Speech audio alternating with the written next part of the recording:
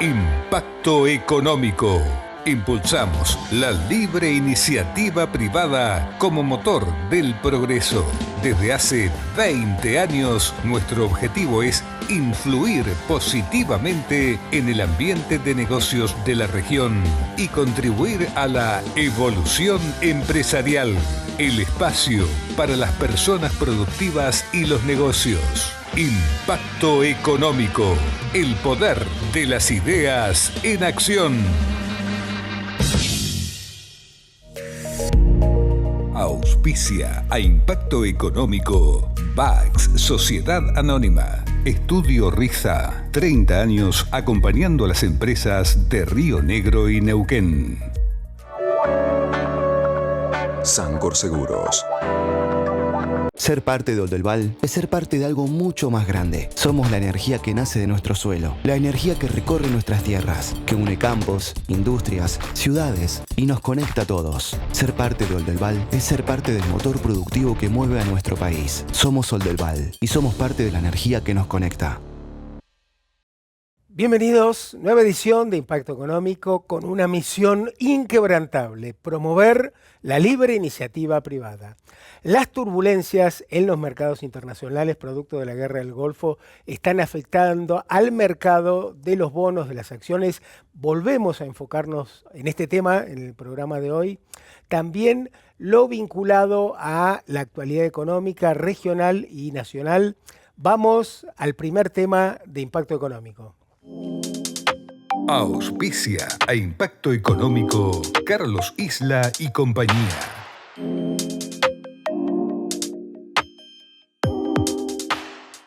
La ley de modernización laboral es una de las reformas pendientes que se pudo concretar. Para seguir profundizando en el tema, nos acompaña Pablo González, es abogado y socio del estudio Formaro, Huarte, González, Fazzolari y Martín. Pablo, bienvenido. Hola, gracias por invitarme, Daniel. Bueno, novedades con respecto a la ley de modernización laboral. Un juez en lo laboral frenó 82 artículos de la ley. Sí, a los 24 días de la sanción, esto desde el 6 de marzo al 30 de marzo, hubo muchos precedentes, muchas resoluciones judiciales, hasta que un juez de la Ciudad Autónoma de Buenos Aires, de la Justicia Nacional del Trabajo, decretó la inconstitucionalidad de 82 de los 217 artículos. Esto es casi el 37% de la Ley de Modernización Laboral 27802. El gobierno ya anunció que va a apelar el fallo. El gobierno va a recurrir el fallo por varias razones.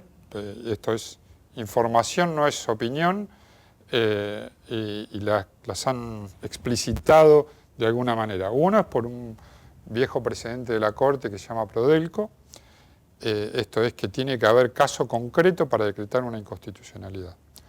Otro de los principios que seguramente el Poder Ejecutivo va a utilizar vía la Procuración es que el juez que dicta esta resolución no es competente, tanto que la acción es contra el Estado Nacional y no contra un particular, y si la acción es contra el Estado Nacional debería tramitar en un juzgado contencioso federal. Bien. Esos serían los dos fundamentos. Otro fundamento sumamente importante va a ser que, en principio, las leyes están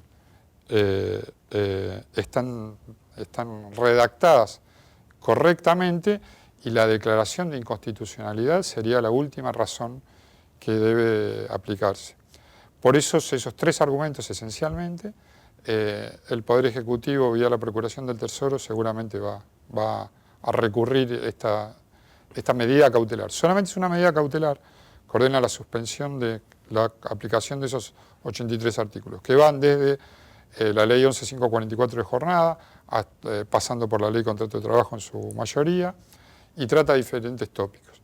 Esencialmente yo creo que uno de los cuestionamientos más fuertes va a ser que no hay caso concreto, si no hay una afectación de un ciudadano de sus derechos que amerite la medida cautelar de no aplicación de la ley. Claro, es como, digamos, un fallo que se basa en un fundamento muy abstracto, ¿no? Muy general. Claro, exactamente. Para ser concreto debería ir un ciudadano que tenga una afectación concreta en su patrimonio o en su relación de trabajo, con ese daño concreto, recurrir a la justicia y lograr la inconstitucionalidad.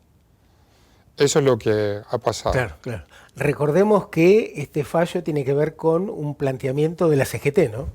Es un planteo de la CGT y ya que haces mención es importante también eso, en tanto que hay quienes indican que el cuestionamiento de la CGT puede ser por cuestiones convencionales, por ejemplo el derecho a huelga, o generales como el derecho a huelga y otros derechos sindicales, la ley 23.551 de asociaciones sindicales, pero no lo que hace al derecho individual del trabajo. Ese sería otro de los planteos que seguramente se va a hacer. Antes de esto hubo muchos planteos, algunos inclusive a favor de la actualización de los créditos, otros en contra de la aplicación de las limitaciones a los aportes que tienen que hacer los trabajadores no afiliados a las entidades sindicales, un fallo que dictó un juez federal de San Martín, para que no se haga lugar a la limitación del 2% a los aportes para los empleados de comercio. Claro.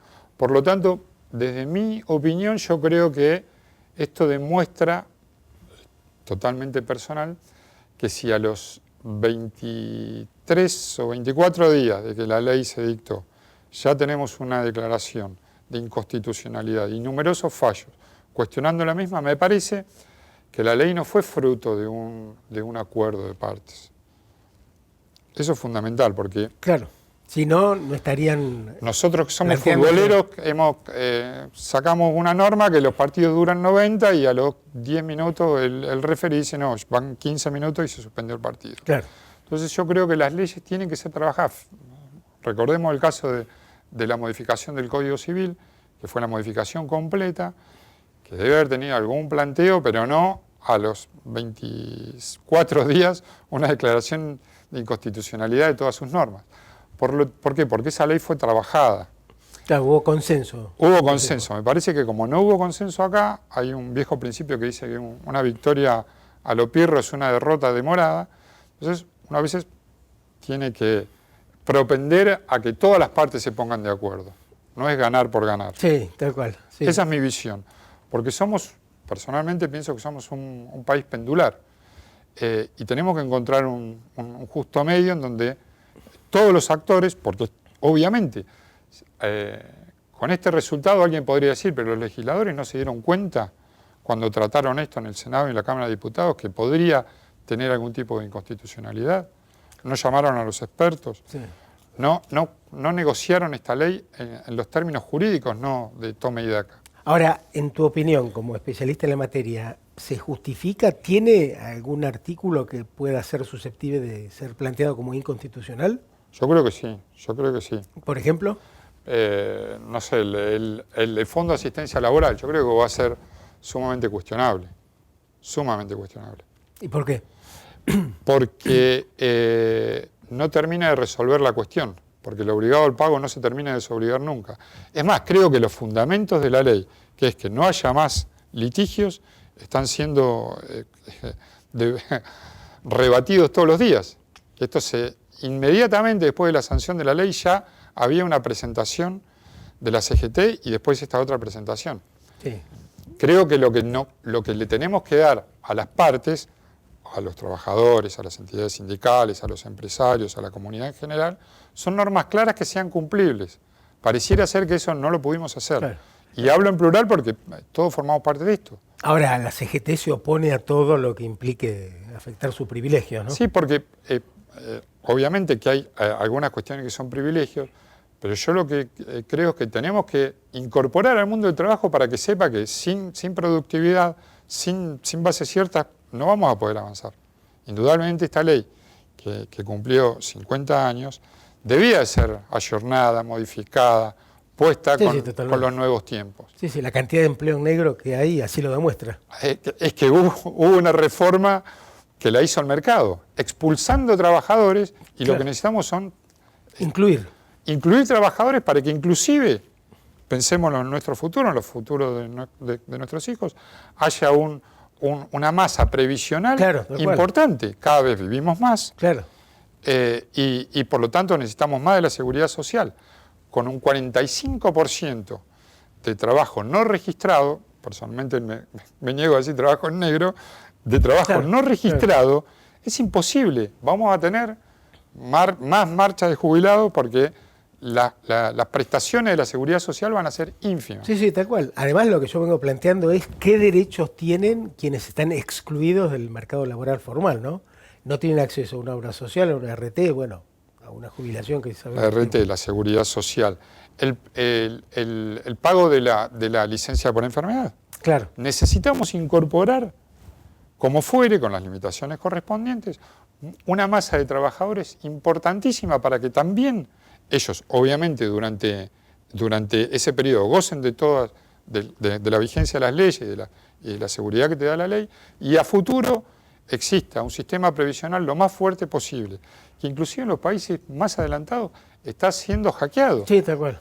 Está siendo hackeado. La baja de la natalidad, la menor cantidad de aportes. Que se está dando en la Argentina. Se está dando en la Argentina. Neuquén nacen la mitad de los chicos que nacían en los 80.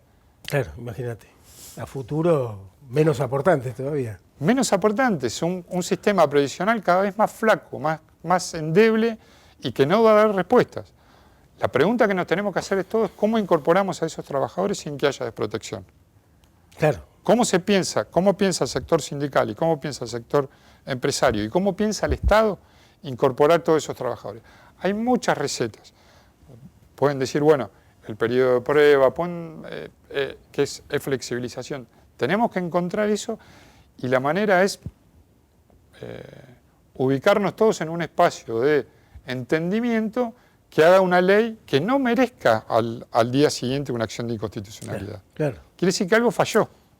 Ahora, vos estás en contacto, al igual que los integrantes del estudio, con empresas y la limitación que te ponen, que te plantean para sumar personal formal es el esquema, el riesgo a un juicio, especialmente en las pymes, que puede hacer desaparecer la empresa. Ahí hay dos medidas que obviamente han sido cuestionadas, que son el pago de las indemnizaciones en cuotas, 6 cuotas para las grandes empresas, 12 cuotas para las pymes, y ese sí, obviamente, nadie contrata trabajadores para despedirlos. Claro, contrata para formar ese recurso y que sigan hasta que se jubilen. Ahora bien, todo esto lo tenemos que prever. ¿Cuál es el costo de eso?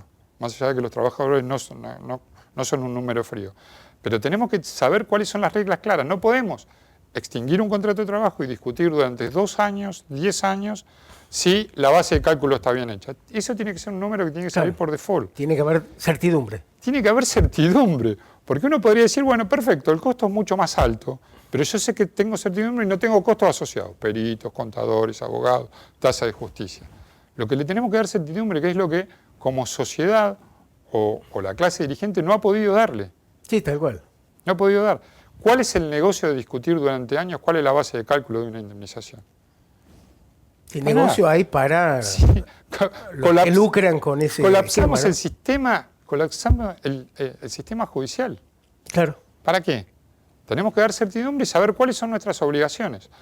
Hay siempre un ejemplo, no sé si te lo conté la vez pasada, que cuando se dicta en 1996 la ley de riesgo de trabajo, fue un grupo de argentinos a ver los tribunales de San Pablo, en Brasil, que es el estado más grande industrial, y encontró solamente 2 juicios de accidentes. Mirá vos, 2. 2 juicios de accidentes. Con los millones. Porque en millones de trabajadores, hoy debe tener 50 millones de habitantes y 20 millones de trabajadores. Entonces tenemos que encontrar previsibilidad, claro, que es lo que no hemos sabido dar. Sí, sí, tal cual. Y en esto la CGT nunca ha hecho un aporte, ¿no?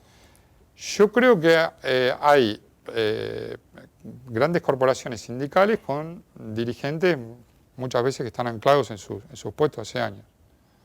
Es más, de hecho, las novedades tecnológicas están pasando por encima de todo esto.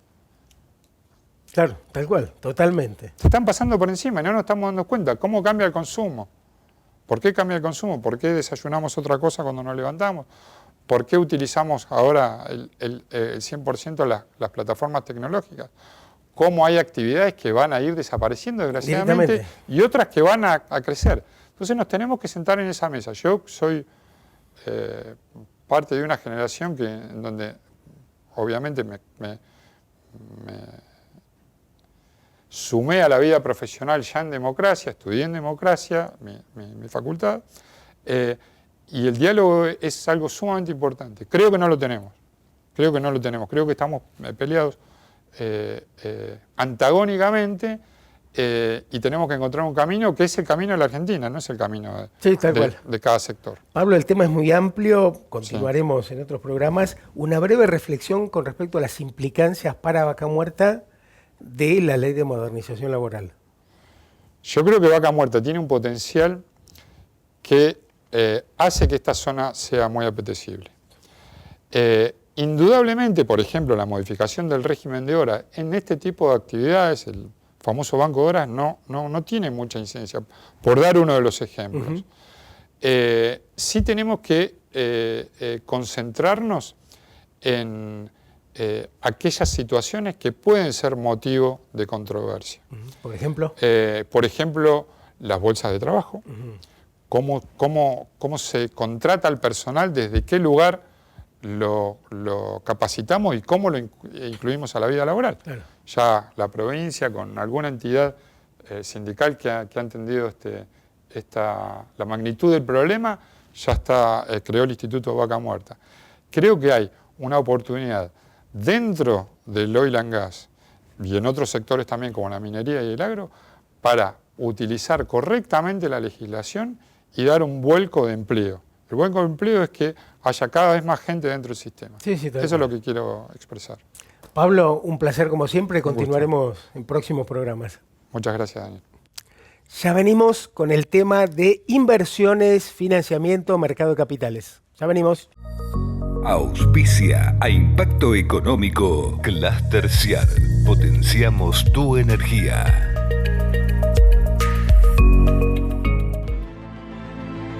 Agua que has de beber, llévala a correr,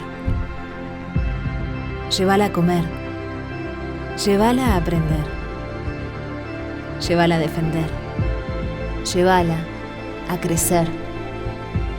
Ahora podés llevar la pureza, la calidad y el sabor de Aqualic a donde vayas. Ahora, Aqualic, con vos a todos lados.